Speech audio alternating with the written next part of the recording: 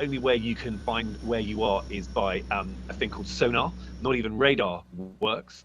They can't have a line tethering it all the way down because it would be too heavy and too much drag. So it's really a bit like a moonshot. It's really a bit like being an astronaut going into space. So I do fear for the lives of those explorers who are on board.